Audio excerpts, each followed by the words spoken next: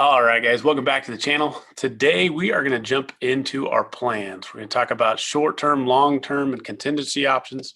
But specifically, we're going to talk about why we should prepare, what are we preparing for, and then we're going to jump into the philosophies of threes. So again, let's jump in.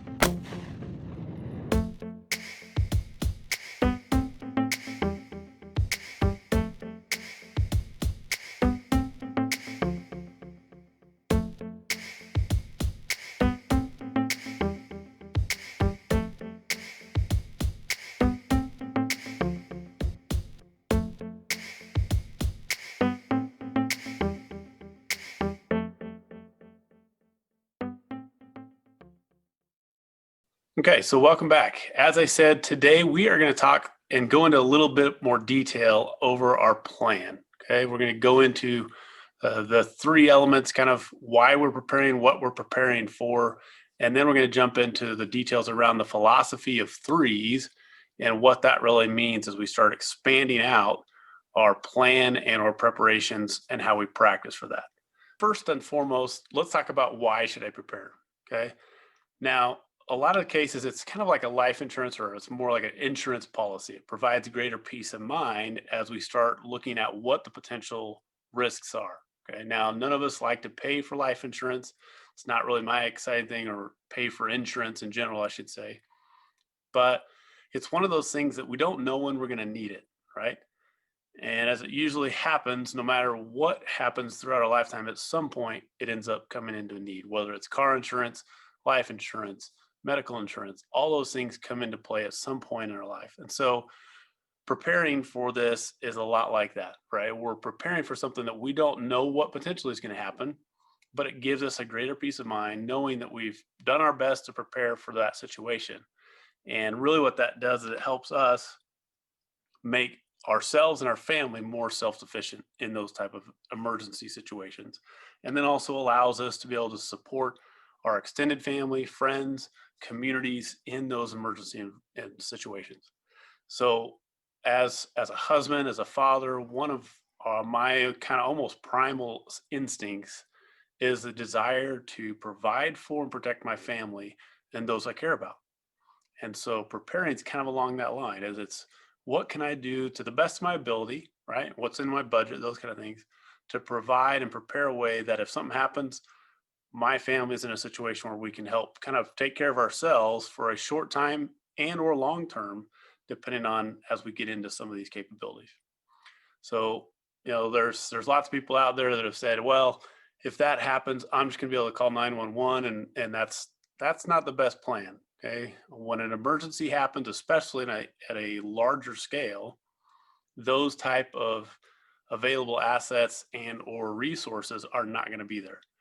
When they're trying to respond to who called first or what's the biggest urgency, your family and or your situation may not be the most necessary at that time. So, and then the other side of that is people will say, well, then I'm just gonna, if that's really how big of a catastrophe it is, then it'll probably just kill me anyways. But unfortunately, that's not true either.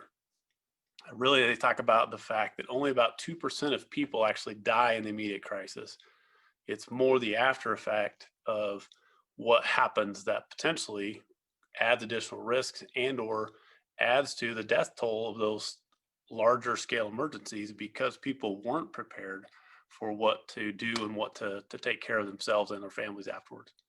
So again, why we're preparing is really just to try and create that greater peace of mind and stability in our own lives to give us the functionality to do what we want to do when those emergencies arise. Okay. So what am I preparing for? We are not preparing for the zombie apocalypse. Okay. That's not what I'm preparing for. I think really the biggest things that we're preparing for are things that happen every day. Okay. Now we can't predict everything. That's not possible. You can't prepare for every scenario because again, unless you got millions and millions of dollars just to be able to buy all kinds of stuff, which most of us don't, we can't just go get gear that will fit every scenario in every situation. And there's not a need to. It really comes down to a lot of what are the specific situations in your environment potentially, and or what are those daily activities that you're kind of preparing for? So, for example, right, what are those daily things that I go do? Whether it's my commute, whether it's out going to games with my kids, whether it's those kind of environments, where are scenarios that we want to have the gear and or the necessary knowledge to be able to prepare for that type of environment? Could be as simple as a job loss, right? If we lost our job for a matter of a couple weeks or a couple months, do we have the things in place to allow us to sustain ourselves and our family for that time frame until we can either find a new job, create another opportunity, whatever that may be? Okay. Then, of course, we all know that another one is natural disasters. Okay. Natural disasters are just something that's going to happen or will happen in our lifetime around us. And we'll get into that a little bit more. And then, of course, the last one is what are some of the global scale things, right? Like the current pandemic we're dealing with. So, as we look at, let's first start looking at just again, what are some of those natural disasters? So, who's going to be affected by a natural disaster? Well, as you can see in this quote from the World Health Organization, a natural disaster really is anything of a magnitude that it starts to create suffering and or a need for food, shelter, clothing, medical, those kind of things from a basic necessities of life. Okay. So if we start thinking about who is it that it actually is affected by these type of things, if you look at the scale here, really in our lifetime, okay, at some point we all have been or will be affected. Okay. And that's one of the things that we understand. Statistically, that's just kind of how it is depending on our environment. Now, the key is based on where we live, right? We have to understand what are we really preparing for, right? If I live in a desert environment, I'm not preparing for a tsunami. Okay. If I live in a desert environment, I may be preparing more for either lack of rain, right? So we're talking about drought type of situations, talking about flash flood type of situations, maybe depending on the environment. So it's also learning and understanding how to prepare for the situations and the environment that we're in. Okay. Growing up in the Midwest, I prepared for tornadoes, right? That was what I grew up around. Now that I'm in a desert environment, I prepared differently. Okay. So those are the things you have to think about as you start looking at natural disaster situations. Okay. Now, next, as we get into, of course, the global pandemic. Now, this one's a challenging one now, as we know and understand. Okay. Who would have thought, here we are in January 2021, who would have thought a year ago that we would be in our current environment? Okay. None of us probably predicted that. None of us were aware of what was going to happen in a few short months where we would go from empty shelves and shortages of basics. Okay. And that's one of the things that we've seen and we continue to see over the so many months that we've been dealing with this. Now, almost an entire year, we've seen this continuing to happen where if you go to the grocery store, right? We just went to the grocery store this weekend. And again, you can't find things like ramen noodles, right? Basic, just survival things, things that are simple, easy meals to cook. So it's understanding how am I preparing from a basic needs perspective from those type of situations. Okay. Then we talk about financial challenges, right? Are we prepared financially for some of those challenges that come from that either job loss, right? When we can't go to work, because unless you're in an environment where you can work from home, which not everybody is, right? Then are you in a financial situation to be able to provide for your family for a short term till you can get to that point where you can actually find another employment opportunity or what that might be?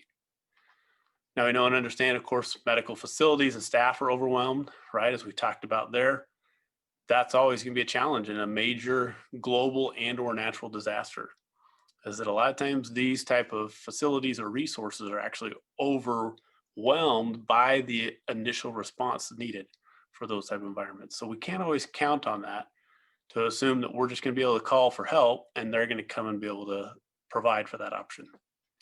And then, of course, what are we going to look for in following? We've got quarantine, social distancing, right? All those things that come with this that we didn't plan on. So it's not just learning how to survive this environment, but it's also learning how to thrive in that type of environment as best we can. Okay, so these are some of the things that are challenges that we're currently facing and things that we will continue to face in the future going forward that we want to be preparing for as well. So where do we get started? Well, again, we start with Maslow's hierarchy of needs, right? Start with the basics: water, shelter, food, first aid, and so forth. Okay. And as we start with that, and we'll get into it a little bit more detail, you want to have all these basics, right? Once you have 3 months or feel comfortable with adding on to, start looking at security and safety options. Okay. So start with those basics. As we start adding on to that and you start building on the security and safety, you start looking at what are some options for defense possibilities, right? Now that could be lethal or non-lethal options of defense.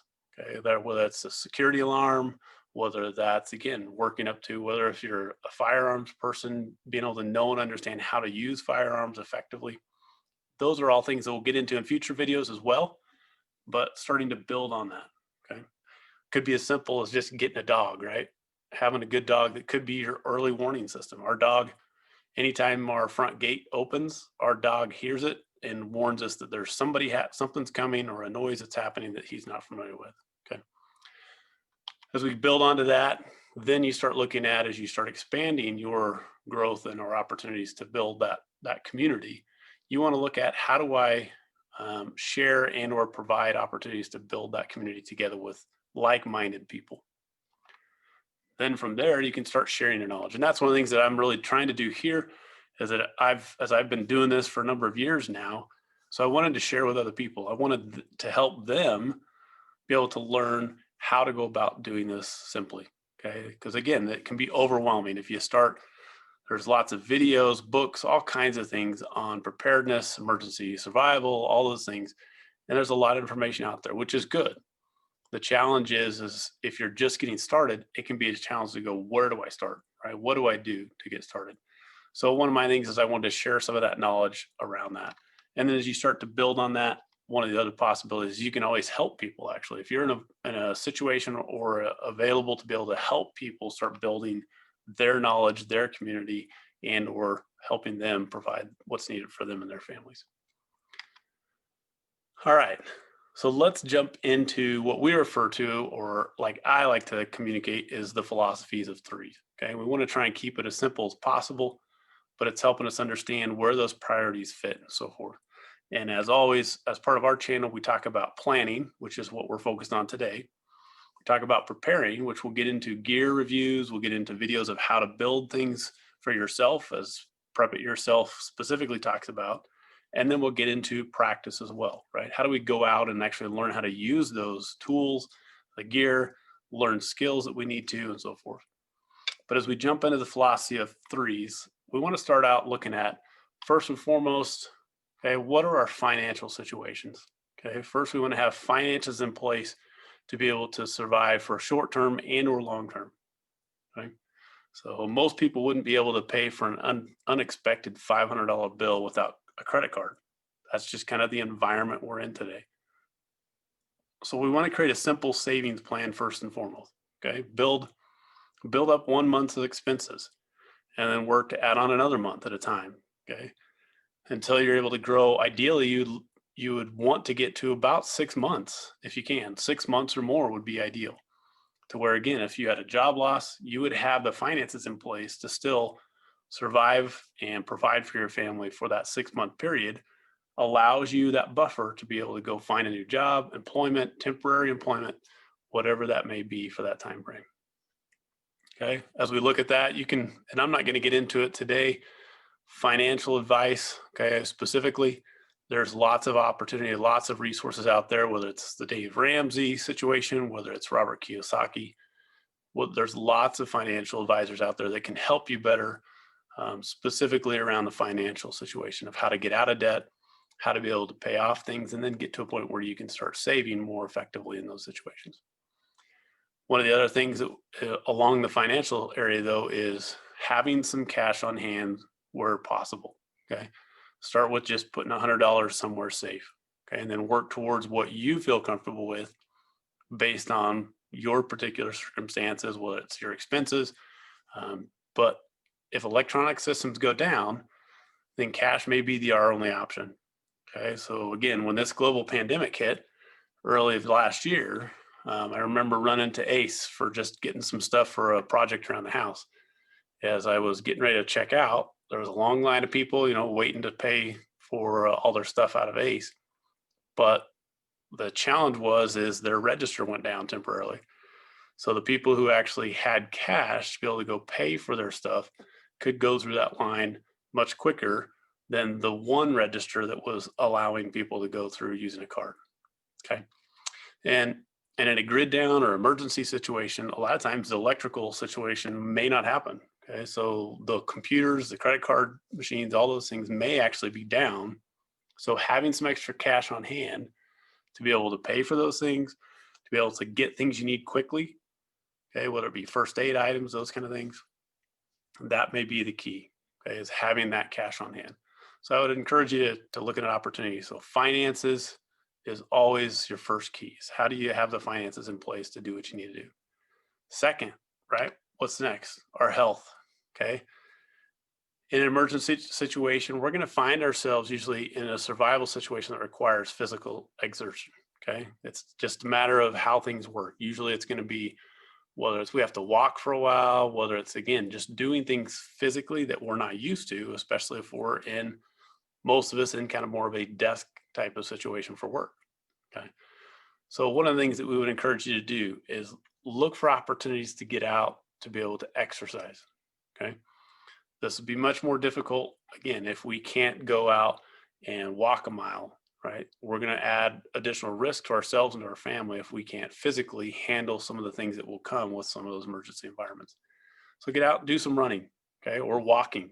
If you need to, just start with doing some walking, okay. Go out with your friends, go out with your kids, go for a morning walk, go for a evening walk, whatever that may look like, and then maybe look for some other opportunities to go out for some local hikes. Okay, go do a short little mile hike or a 3 mile hike with your kids. That's one of the things I love doing is getting out with my family, getting out with my boys and my girls to go out and do some physical things that in some cases are a little challenging.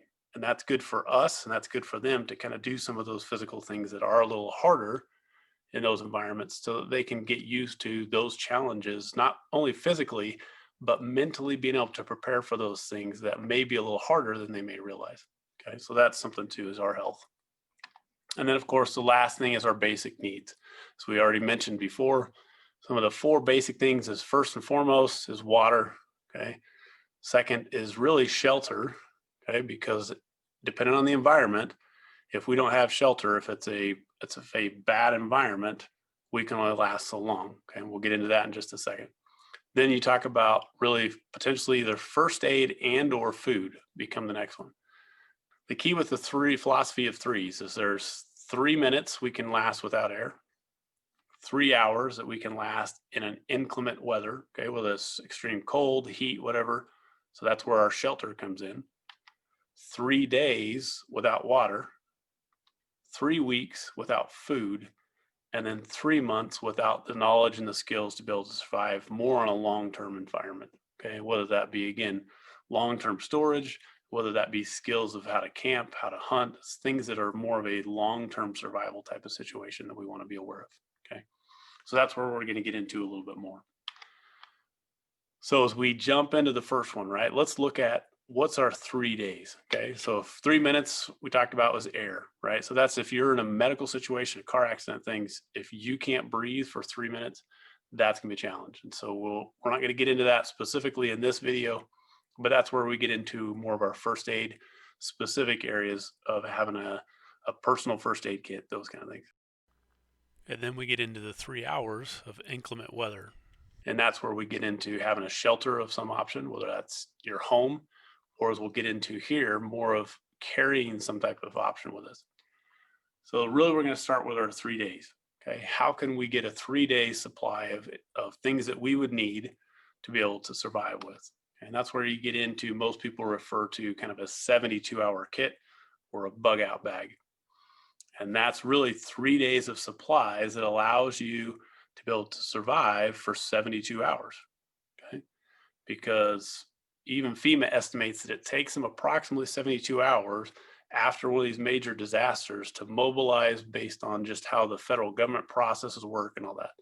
So you could, even with government support that comes in after the fact, we could still be in a situation where we're going to have to figure out how to survive with our family for approximately 72 hours at minimum. And so having a 72-hour kit or bug out bag is key. Now, be cautious about just buying any kind of kit offline.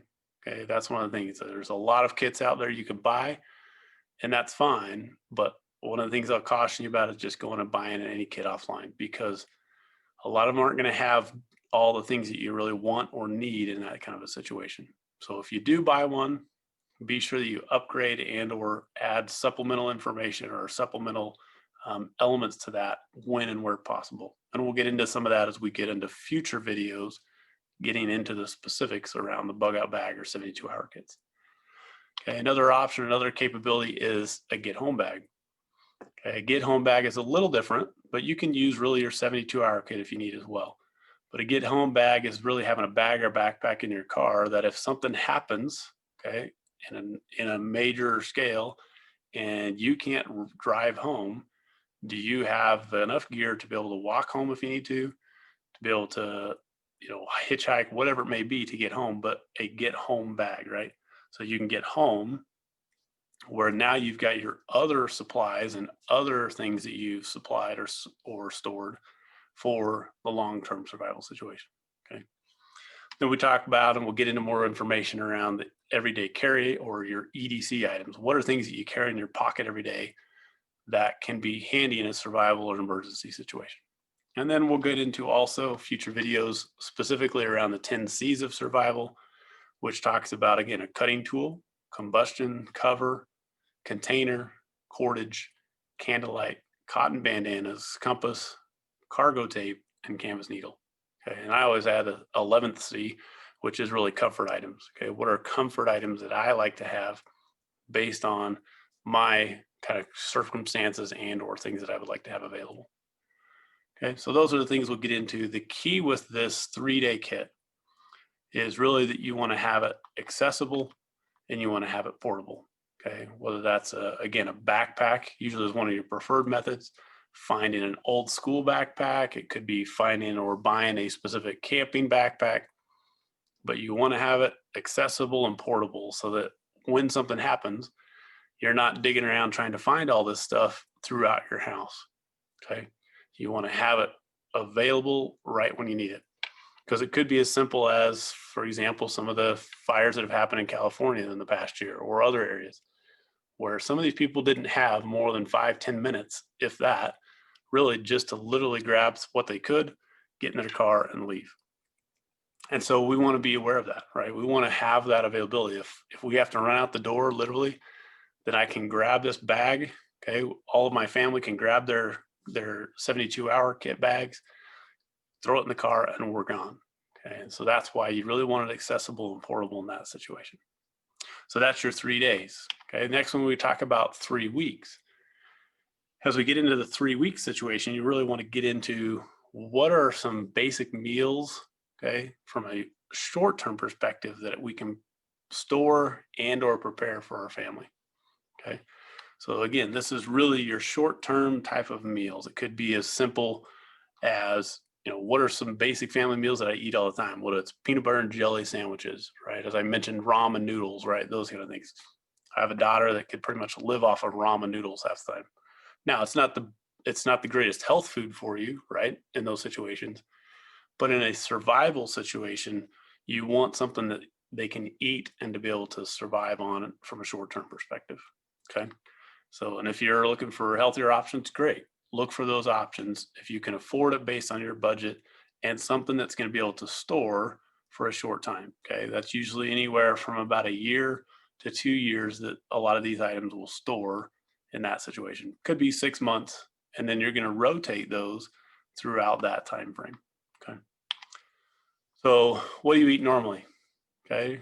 Are there cereal boxes, things that you can pick up an extra cereal when you go to the grocery store, and then find a spot in your home to be able to tuck that away somewhere from your short-term storage perspective. Okay. We've built kind of shelves in one of our closets specifically for that purpose, so that we can go in and we can add that those meals and all those things that we want for that 3 weeks to that shelf area. And then we know that we want to rotate through that on a regular basis where we can not just pull it off and use it and not replace it, but pull it off, use it, replace it, and replenish it. Okay. So ultimately we have our 3-hour bag.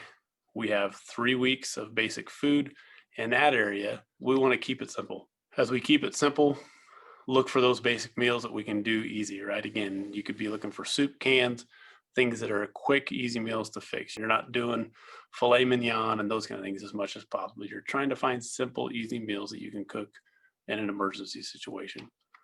So keep it easy, right? Quick, easy meals that your family will eat. That's what you're looking for from a 3-week perspective. Okay, as we start looking at more long-term storage, what's 3 months? Okay, that's going to be the long-term food storage that we're going to be understanding. And really, it's not, again, this is not your food items, your meals per se. Now you can have some meals that you can prepare from it, but ideally the key is you're looking for staple items that you can use to cook and or assemble meals from them.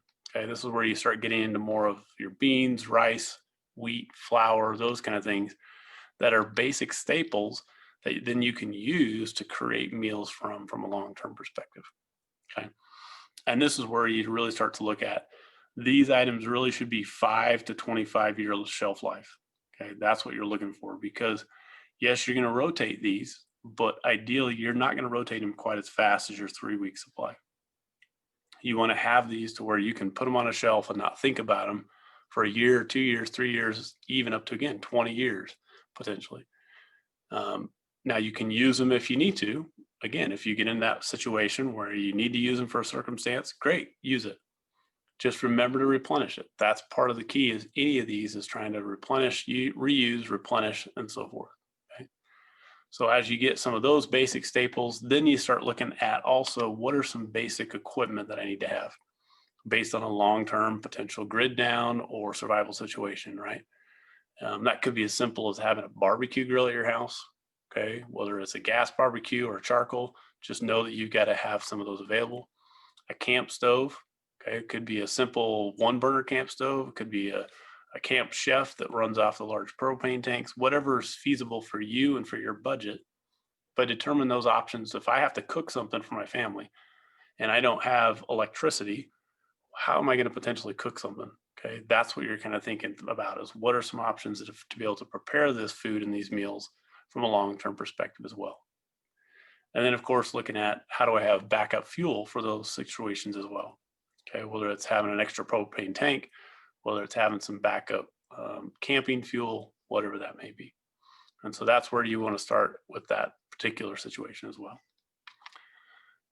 Now, along with the 3 days, 3 weeks, and your 3-month supply, one of the things that we would encourage you to start doing is looking at what are some basic skills that are important to learn also from an emergency preparedness and or survival situation.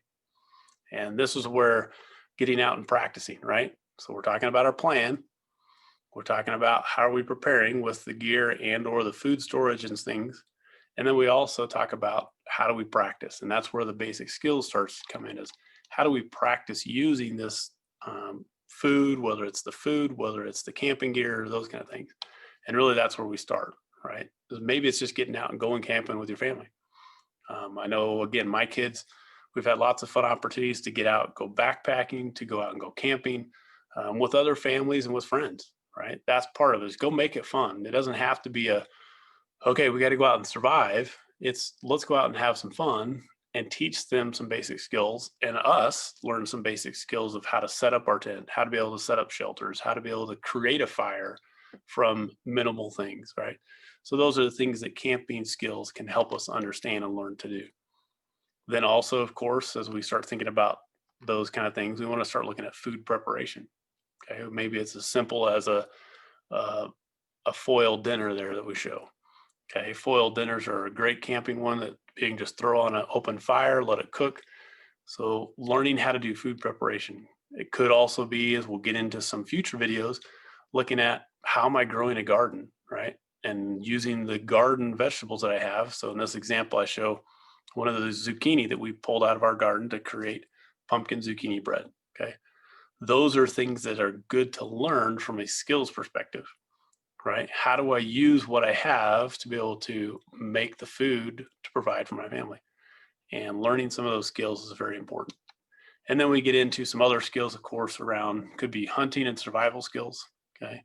Now, for me, I never grew up actually hunting and part of when I was growing up, but this is a skill that I wanted to learn and understand better so that if the environment or the situation called for it, I wanted to be able to know how to do it.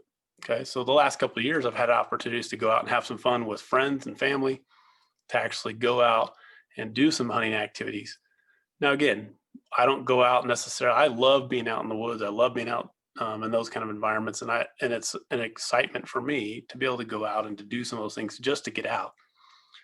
So the hunting opportunity, I enjoy it, okay, but not for the hunt as much as I just again enjoy being out in the outdoors.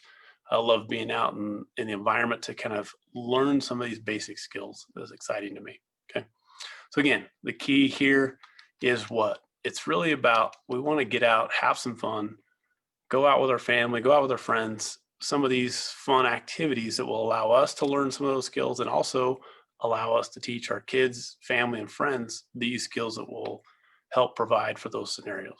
Okay. Again, it kind of helps us get our kids out from in front of the screens, right? And especially in these days, a lot of us spend a lot of time in front of screens, computer screens, tablets, phones, all that kind of stuff. And so getting out and doing some of these things is fun to be able to get them away from those electronic devices and be able to get out in the environment. Okay. Get out and learn some of these fun skills together. Okay. All right, guys. So again, that was kind of the information we wanted to provide today about planning. Okay. We wanted to talk about short-term, long-term, why we're preparing, what we're preparing for. And then of course we went into the philosophies of three and some of those specific details. And we'll get into more of that information and details in future videos. So please feel free. Again, we're going to continue to update our website as well. So if you want to find potential downloads and more information around these things, feel free to visit our website at prepityourself.com as regularly as you can. And we'll continue to update that and provide more links and details there where we can as well. Thanks again. Please subscribe. Please hit that like and that thumbs up button. Okay. Give us some comments. Let us know what more information you would like to learn specifically about. We're going to do some more fun projects coming up, and we'll do some shorter videos just showing you how to do some of these fun projects going forward. So thanks again. We appreciate all you do to help us in continuing this effort and this project. Look forward to seeing you in some future videos.